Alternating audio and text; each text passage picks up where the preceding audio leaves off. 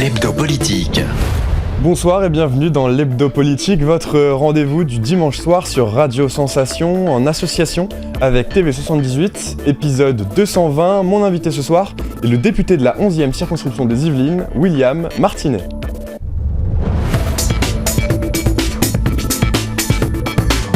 L'hebdo politique.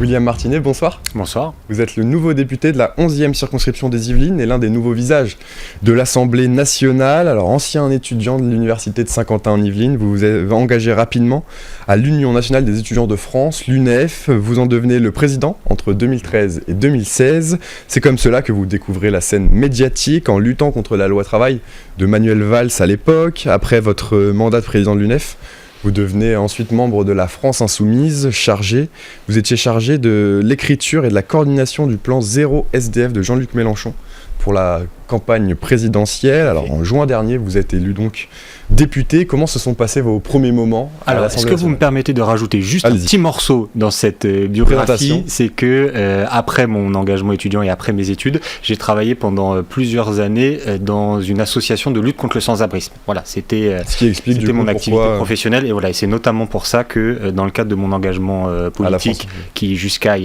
mon élection était bénévole, c'est pour ça que j'ai beaucoup travaillé sur le sujet du sans-abrisme et du plan Zéro sans-abri dont vous avez parlé. Et donc vos premiers moments à l'Assemblée nationale, qu'est-ce que ça fait d'être élu député ? Écoutez, c'est très impressionnant. C'est vraiment impressionnant, rien que le lieu, les bâtiments. Quand vous rentrez à l'Assemblée nationale au Palais Bourbon, quand vous rentrez dans l'hémicycle, c'est un lieu qui est chargé d'histoire, vous vous sentez vraiment tout petit.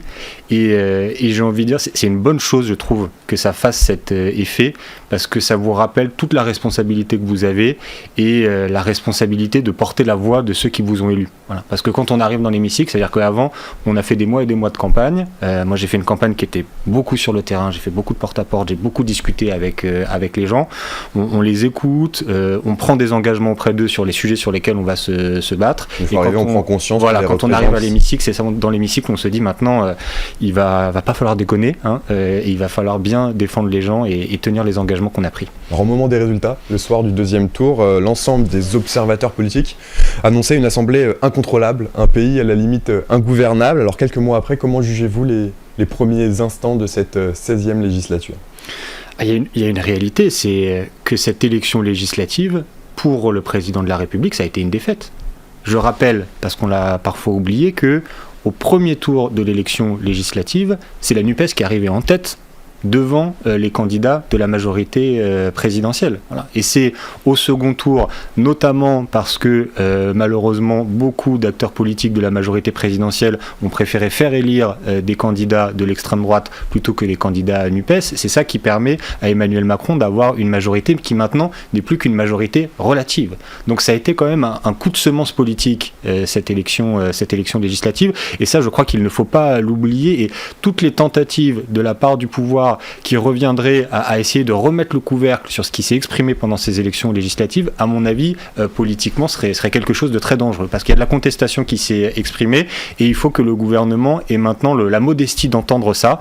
Et malheureusement, l'expérience des premières semaines montre que cette modestie, je crois, elle n'est pas trop au rendez-vous. Ils veulent faire comme ils ont fait depuis 5 ans, c'est-à-dire continuer à décider tout seul. Et ça, je pense que ça ne fonctionnera pas. Alors, les premiers débats ont été marqués par la loi sur le pouvoir d'achat. L'inflation avait atteint 6,1% en juillet cet été.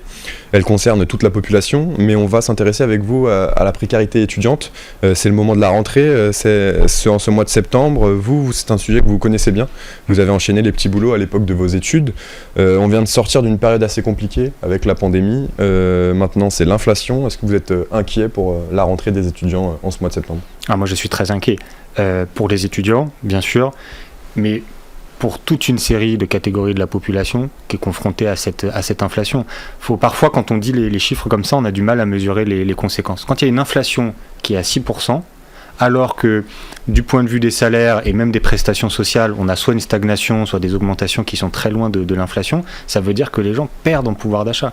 C'est-à-dire qu'il y a des gens qui étaient payés proche du SMIC, et qui se retrouve à la rentrée avec en fait moins 6% de pouvoir d'achat. C'est-à-dire déjà c'était dur de faire ses courses, de remplir son frigo, de payer le loyer, et on perd 6%.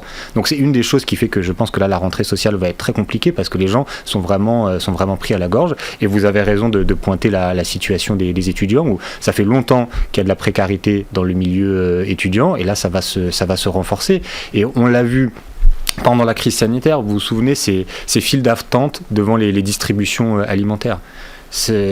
Avec donc des dizaines et des dizaines d'étudiants qui avaient besoin de repas gratuits distribués par les associations pour pouvoir s'en sortir. Je pense que ce genre d'image, j'espère, ça aide à faire prendre conscience de la situation dans laquelle on est. On est dans un pays dit développé, mais où on a des centaines de milliers d'étudiants qui ont besoin de l'aide alimentaire pour pouvoir se nourrir.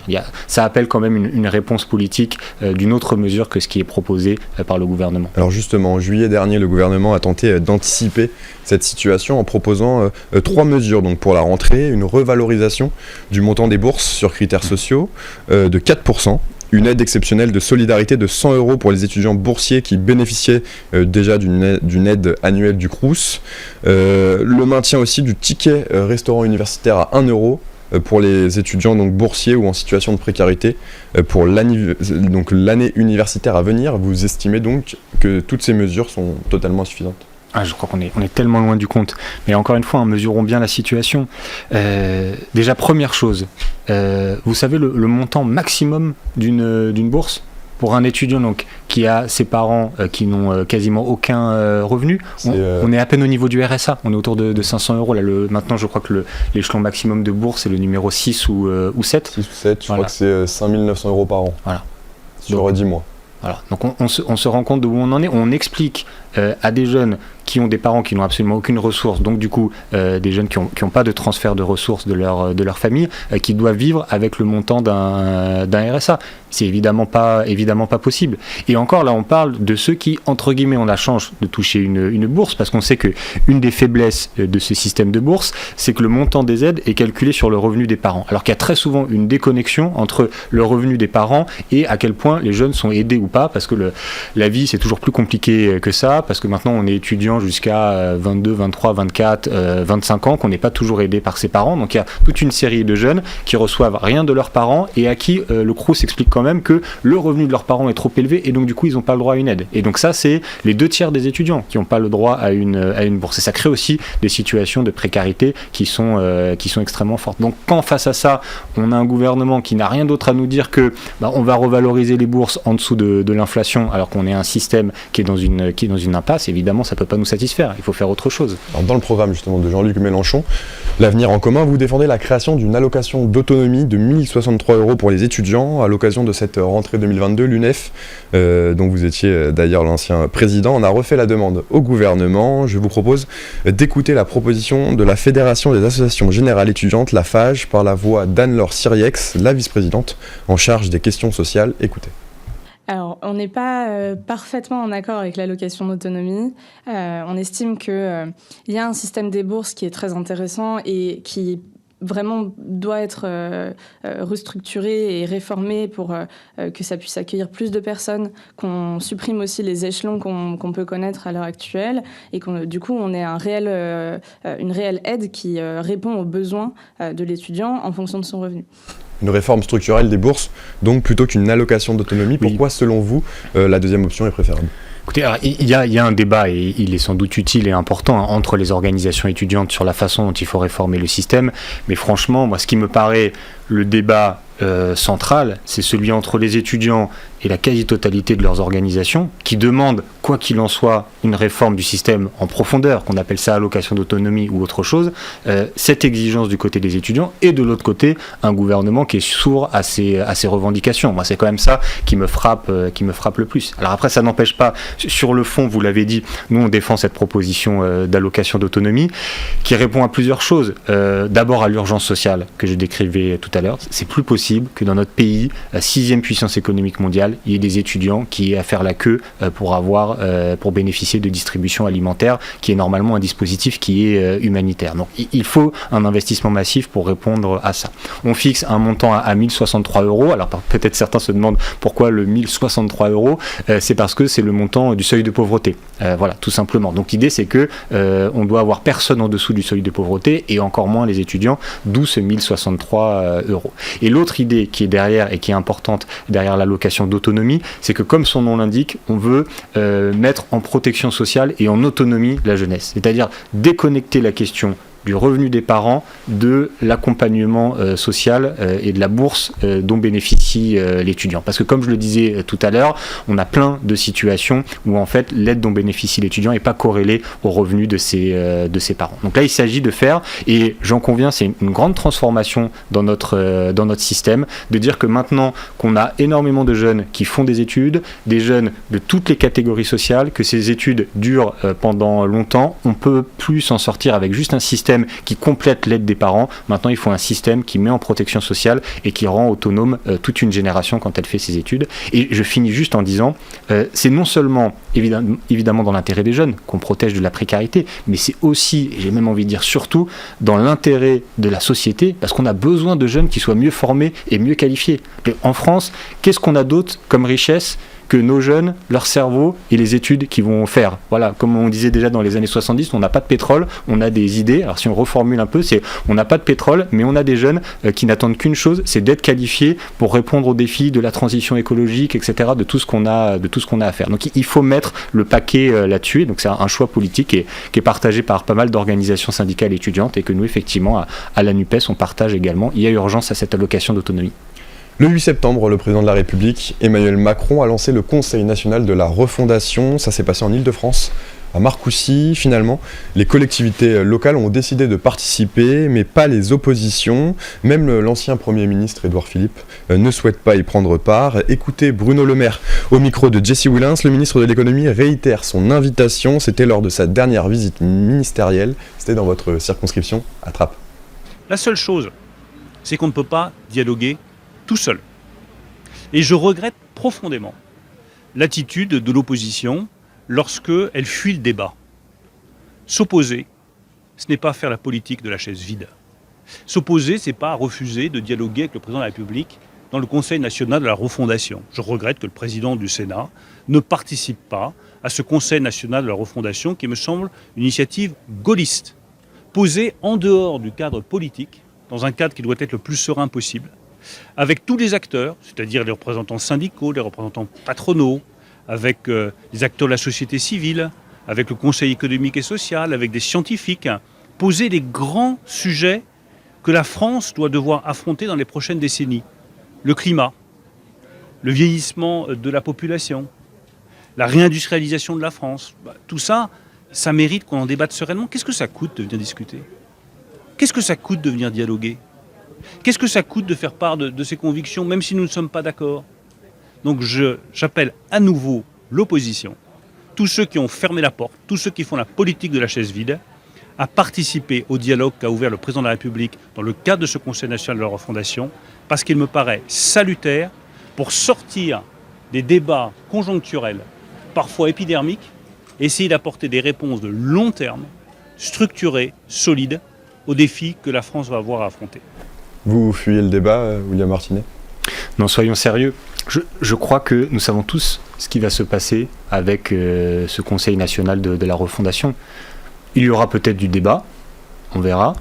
Emmanuel Macron va peut-être écouter, là aussi on verra. Mais il y a une chose dont on est sûr, c'est qu'à la fin, Emmanuel Macron va décider tout seul, quel que soit avant le débat qui aura eu lieu. Voilà. Parce qu'Emmanuel Macron, il y a une chose qu'il n'a pas compris, c'est qu'il continue cet exercice du pouvoir solitaire. C'est d'ailleurs pour ça que même après la crise sanitaire, il continue à réunir le Conseil de défense, par exemple, pour pouvoir prendre des décisions dans le secret le plus absolu. Et donc je pense qu'il est en décalage total avec la demande de démocratie qui existe dans le pays. Et je rajoute même que je pense que cette opération de communication, parce que ce CNR c'est une opération de communication, je pense que c'est jouer avec le feu parce qu'on on joue en fait avec la naïveté, même la bonne volonté des gens, en leur disant venez discuter, venez, on va débattre, alors qu'à la fin on sait que les propositions qui seront faites ne seront pas prises en compte. Et que Emmanuel Macron l'a déjà fait. Il l'a déjà fait, vous vous souvenez, au moment de la mobilisation des Gilets jaunes. On a eu une grande convention, un grand débat national. Et moi je me souviens très bien à l'époque, déjà j'étais sur les plateaux télé, je disais c'est une arnaque, Macron va discuter, mais c'est de la com, il va pas vous écouter. Et malgré d'ailleurs ce que disait l'opposition, ce que disait la France Insoumise, parce que les gens sont de bonne volonté, il y en a quand même plein qui y sont allés, qui ont rempli les cahiers de doléances, qui ont écrit, qui ont dit plein de choses. Qu'est-ce qui a été retenu de ça ? Rien du tout. Et pareil après sur la Convention citoyenne pour le climat.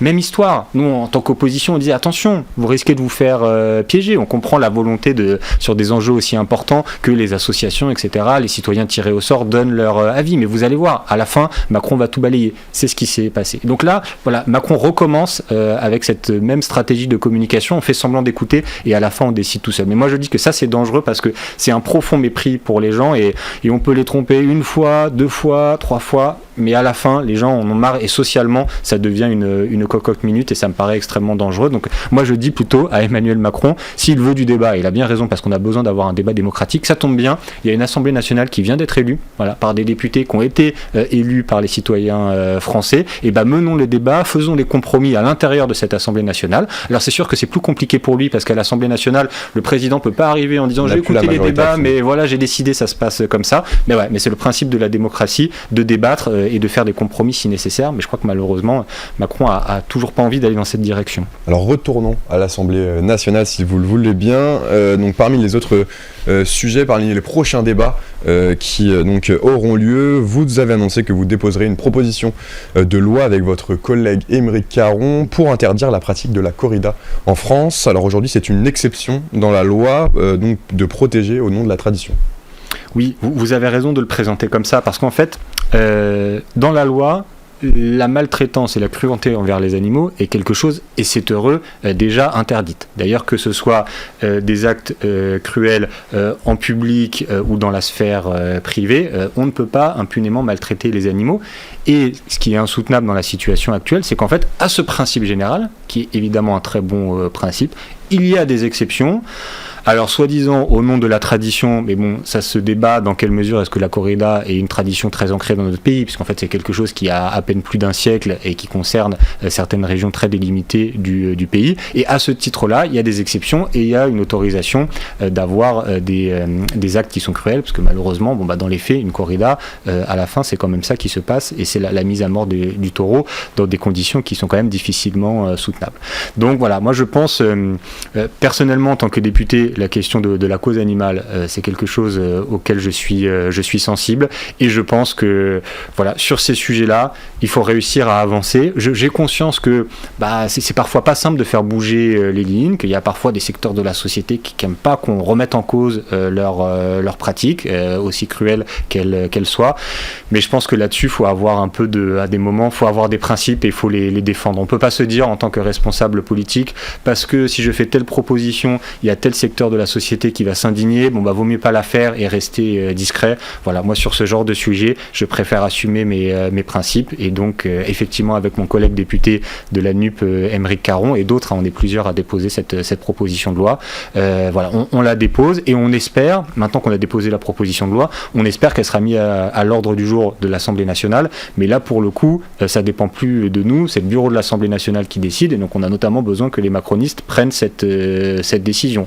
Mais du coup, on parlait tout à l'heure de dialogue, de compromis, etc. Peut-être que sur ce sujet-là, on peut espérer qu'on ait des députés macronistes qui se rendent compte que c'est un sujet qui est peut-être transverse entre les différents partis politiques, et que ça pourrait être intéressant qu'ils acceptent de le mettre à l'ordre du jour de l'Assemblée nationale pour que cette loi soit adoptée. Voilà, j'espère. En 2020, donc, selon le journal La Dépêche, la corrida en France avait un chiffre d'affaires estimé de 40 millions d'euros, sans compter les recettes annexes. Elle comptait entre 1 et 1,5 million de visiteurs à Bayonne, 1 million à Nîmes, 400 000 à Arles, 900 000 à Dax, 630 000 à Mont-de-Marsan. C'est tout un écosystème finalement des villes du sud de la France qui s'écroulerait avec cette interdiction. C'est pour ça que c'est un débat qui clive. Qu'est-ce que vous proposez au monde de la tauromachie comme reconversion ? Attendez, d'abord sur le principe, parce que ça rapporte de l'argent, on ne peut rien faire, on ne peut pas le remettre en cause.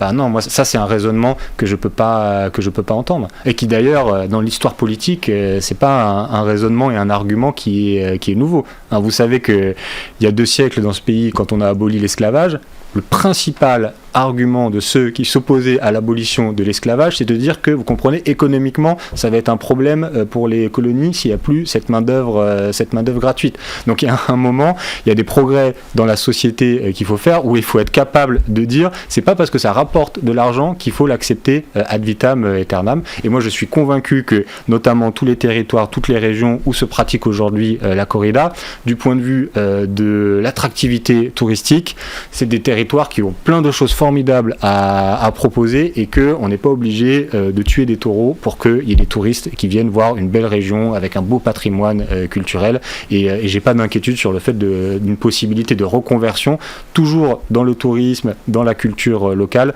de tous ceux qui aujourd'hui vivent de près ou de loin avec la corrida. Toujours avec William Martinet, député LFI des Yvelines. On va passer à la deuxième partie, la partie locale de l'hebdo politique. L'hebdo politique.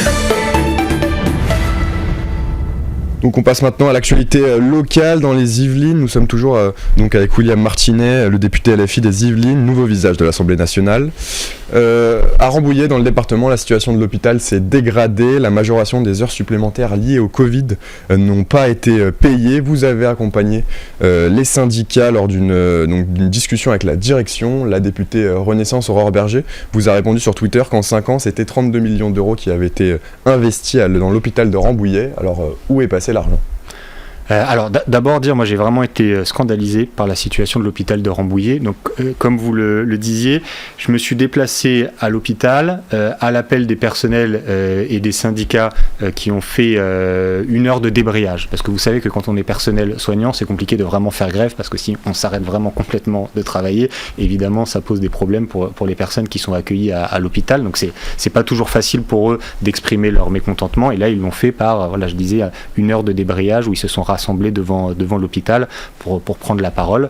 Voilà, donc j'étais présent avec eux, et ensuite ils ont été reçus par la direction de l'hôpital pour parler de leurs revendications, et moi je les ai accompagnés, enfin j'ai accompagné la délégation syndicale pour discuter avec la direction de l'hôpital.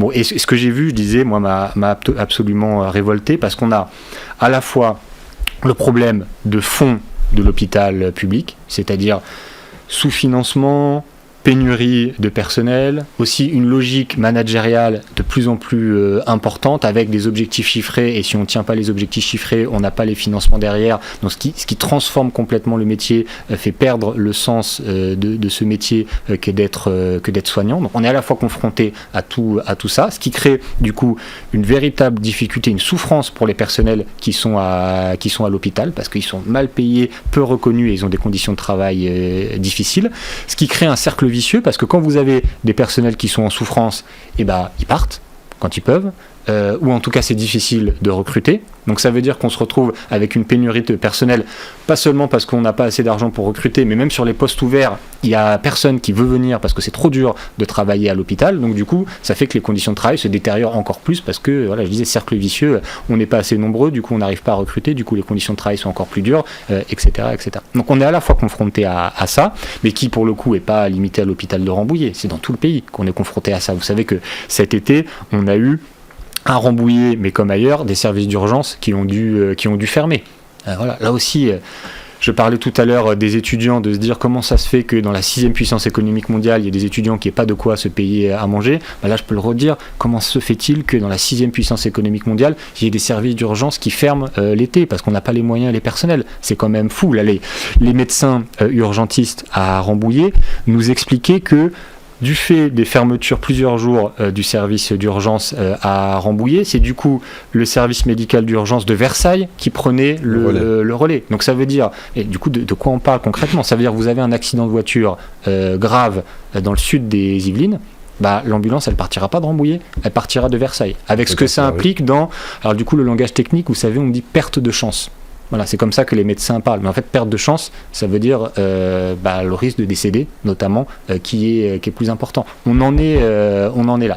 Donc, vraiment une situation qui est terrible. Alors, c'est pour ça que quand Madame Berger parle de ces 34 millions investis, moi, je ne sais pas quel calcul elle a fait, en fait ça ne veut rien dire ce chiffre, je ne sais pas de quoi elle parle, sur quelle durée, pour faire quoi, voilà, moi ce que j'ai constaté juste c'est le sous-financement de l'hôpital, mais vous avez raison de parler de Madame Berger, parce que c'est sa circonscription, hein, normalement l'hôpital de Rambouillet, c'est quand même fou qu'il y ait besoin d'un député NUPES de la 11e circonscription des Yvelines qui traverse le département pour aller à l'hôpital et pour être à l'écoute des difficultés que rencontrent les personnels soignants. Donc j'espère que Madame Berger va un peu plus se préoccuper de la situation de son hôpital. À Rambouillet, toujours, la mosquée a été détruite par un incendie criminel. En quelques heures, l'association des musulmans de Rambouillet avait déjà récolté 13 000 € auprès de 5 000 contributeurs. Alors la sécurité, c'est aussi un enjeu majeur. La Première ministre a annoncé 8 500 policiers supplémentaires en 5 ans sur le territoire national. Est-ce que pour vous, plus de policiers, c'est plus de sécurité ? Alors, bon, d'abord, permettez-moi un mot sur ce qui s'est passé à la mosquée. Bon, il nous faut encore plus d'informations, il faut que l'enquête de police aille jusqu'au bout, mais on a quand même des indications assez claires sur le fait que c'est un incendie criminel qui a eu lieu, parce qu'on a des témoins qui ont vu des personnes fuir avec des bidons d'essence dans la main, enfin, c'est quand même assez clair. Donc il y a de la malveillance et il y a une attaque du coup claire contre la communauté musulmane. Donc dans ces moments-là, il faut le dire avec beaucoup de force, dans la République française, dans la République laïque, il est inacceptable que des concitoyens, du fait de leur religion, soient attaqués, soient menacés, comme ça a été le cas. Là, moi, je suis très heureux de la réaction, pour le coup, qu'ont eu à la fois le préfet des Yvelines, qu'ont eu aussi tous les élus, y compris Madame Berger. Enfin, je pense que ça, c'est une belle chose aussi qu'on soit capable, dans ce genre de moment, de montrer l'unité nationale face à ces événements. Donc moi, je me joins à ça et je soutiens la communauté musulmane de Rambouillet qui a été attaquée dans ces événements. Et je dis vraiment, faisons front républicain tous ensemble. Après, sur le sujet de la sécurité, qui est plus large, parce que heureusement, la question ne se limite pas à ce genre d'événement. Il y a une question de moyens de police, c'est clair. Il y a une question de répartition des moyens de police sur le territoire, parce que moi qui suis élu d'une circonscription, notamment avec des villes et des quartiers qui sont très populaires, on constate bien comment, paradoxalement, ce sont les territoires les plus populaires qui sont les moins dotés en services publics en général, et y compris en service public de police. Donc là, il y a une question de rééquilibrage. Et aussi, pour que la sécurité fonctionne, pour qu'on ait un objectif de sécurité du quotidien, de paix publique, parce que c'est ça auquel les gens sont le plus attachés. Je pense qu'on a aussi besoin de réformer le fonctionnement de la police et qu'on a besoin de ce qu'on appelle une police de proximité. C'est-à-dire qu'on ait des fonctionnaires qui connaissent le terrain, qui soient en lien avec les citoyens, le tissu associatif local, les élus locaux, et qui, par la connaissance du territoire, arrivent à assurer la paix publique. Mais ça, c'est donc pas seulement une question de moyens, c'est une question de réorganisation aussi des forces de l'ordre. Merci beaucoup, William Martinet, d'avoir été avec nous. Je vous en prie, c'était un plaisir. Le député donc LFI de la 11e circonscription des Yvelines, et nous, on se retrouve prochainement pour un nouveau numéro de l'Hebdo Politique.